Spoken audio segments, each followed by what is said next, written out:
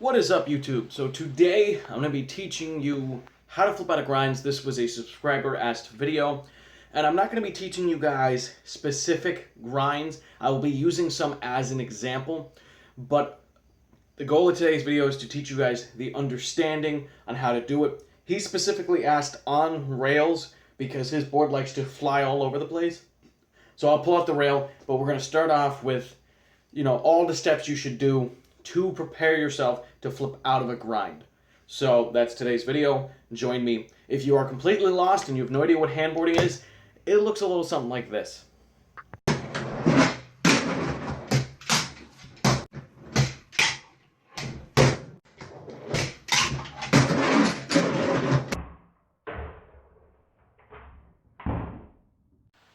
Alright, so the first thing you need to know how to flip out of a grind is how to get into that specific grind. There is so many combinations that your imagination and the level that you're at, that skill level, is the only thing stopping you. So if you want to be able to do a 5-0 kickflip, you need to be able to get into 5-0 some way. Whether that's regular, nollie, fakie, shove, nollie probably being one of the easiest ones, or regular, shoving in, you get the point. So you need to first be able to get into the grinds. Now, on top of that, I also recommend practicing a specific manual first. So 5-0 kickflip is the example I'm going to be using right now. So a 5-0 kickflip is essentially a manual kickflip, but it's easier to do the manual, so learn it that way first. And you can just slide an obstacle to the side, stand on it in manual, and just kickflip up. And do that over and over again. Play with your hand positions, because you're not always going to land in the perfect position. Sometimes you might land over here. And can you still kickflip with your hand almost halfway off the board? And that is a very important key to this. Now, once you're done with that, take your ledge, because I recommend starting on a ledge prior to a rail, especially if it's a round rail, and practice it on a ledge.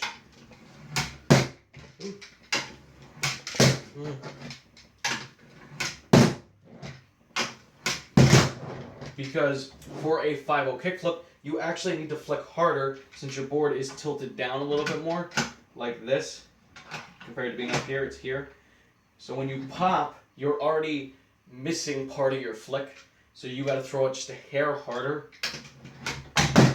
Wow.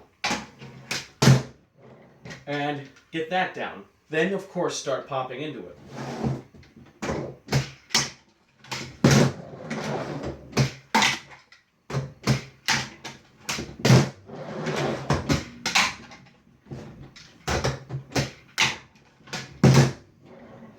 Now, you have to, of course, learn the trick. Not all the time, but you want to learn the trick that you're wanting to flip out. So if you want to do a tail slide tray flip, you're probably going to want to learn how to tail slide and tray flip normally.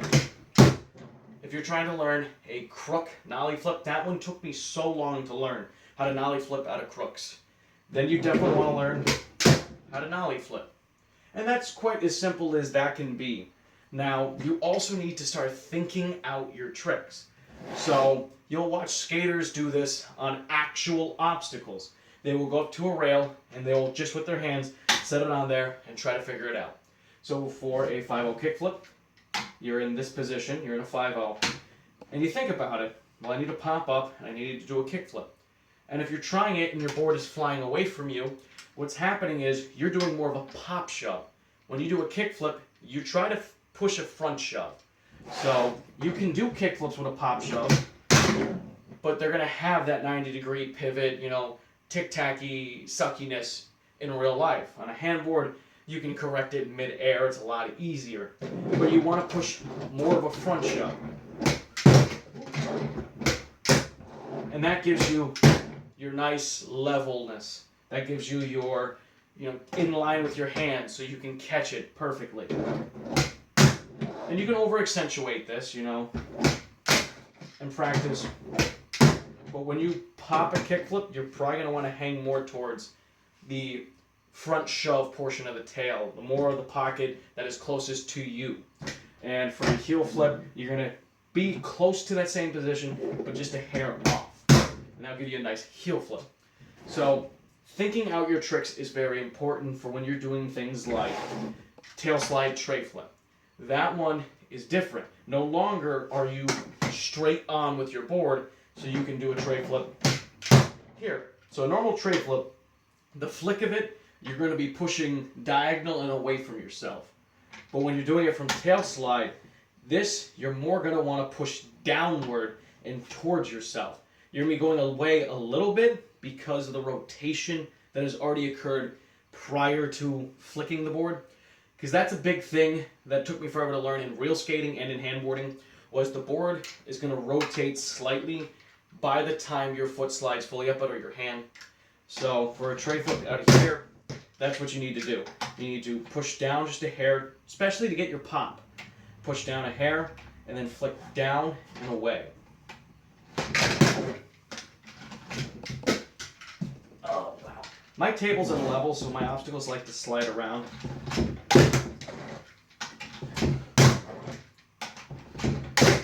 You get the point.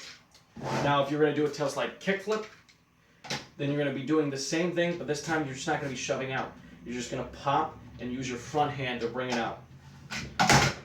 Because anytime you pop to begin with, you're already going to be in that coming out position. So now all you just got to do is add that kick flip. And then heel flip, same idea.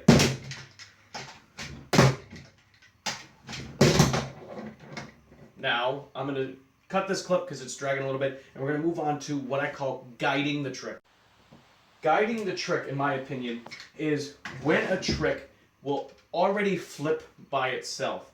So if you're going to do a nollie heel flip out of a crooked grind, the board will already do more of like an inward heel flip itself.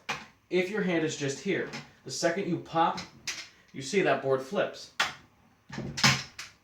So one-handed, technically, if I was skilled enough, I could do a nollie heel out. And it's just because the way the board is pitched, when you pop it, it wants to flip anyway. So guiding the board is using your other hand, your flick hand, and you're still doing a flick. You're still actually flipping the board, but you get a help from the obstacle you're using, whether that be a ledge, rail, or something. So when I do my nollie heels, I push down. So I'm the one flipping the board entirely. It is not based off of how I pop out. And that will then keep your board from flying away from you. Because if my hand was in the wrong position, and I tried to do that, the board's going to fly in all different directions. So I'm going to bring up the round rail and explain on the round rail, because I still struggle on them. Dextra is a wizard on them, but they still are a little difficult. So this is my round rail. I love this thing, and it is a lot more difficult, and that's why I like it, because I've been doing ledges for so long that I was happy to have more of a challenge. Now, of course, your nose slide, tail slides, blunt slides, nose blunt slides, those are nearly identical to a ledge.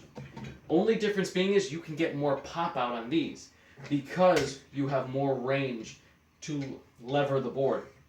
So you can actually get more pop out on these if you know how to use it right. But the subscriber, my follower, the one who asked was specifically how to stop having a board flip out on him on a round rail. So what I'm assuming is happening is, and this is just a guess, but I'm assuming that he is pitching in one specific way on the rail. And when he goes to do something, it flies away from him. Now, two ways you can solve this. Either, if your rail is long enough, or even if it's short, I guess, the second you get on, you're going to move in the grind to the position you want. So if I land more in, we'll say, a salad, I will move then to a 5-0 to flip out. Or if I land more in a Suzuki, then I'll move more to a 5-0 to flip out.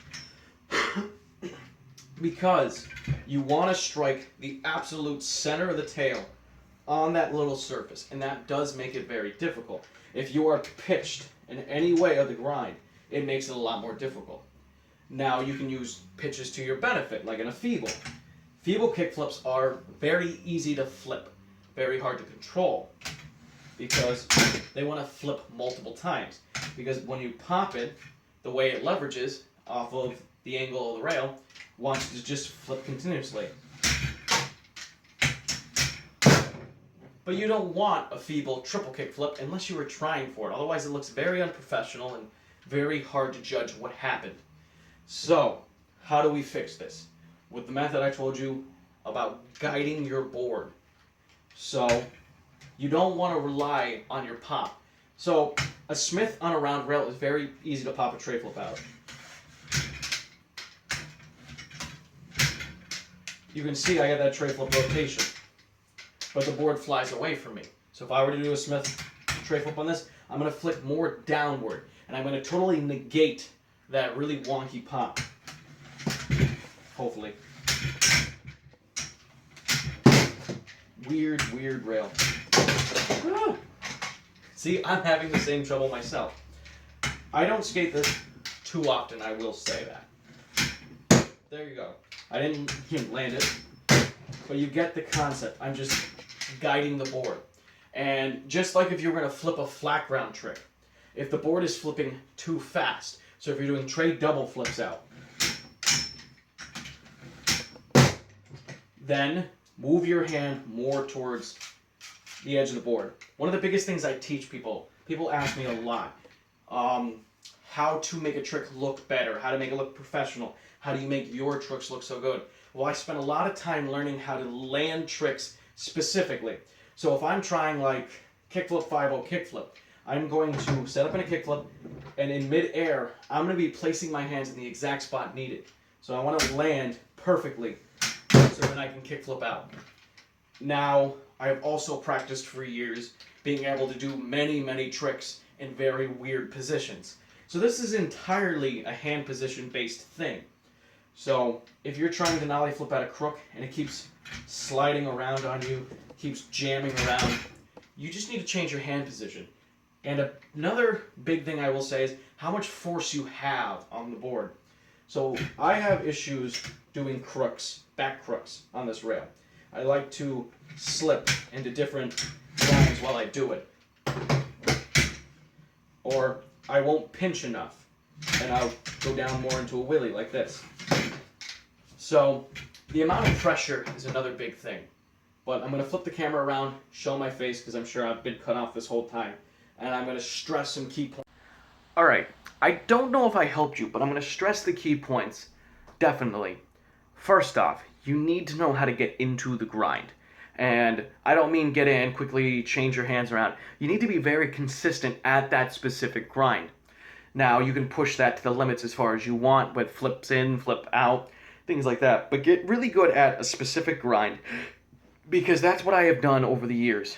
I have done probably 10,000 kickflip 5-0s. I really like that trick. So I make sure that like once a week I at least do 10 of them.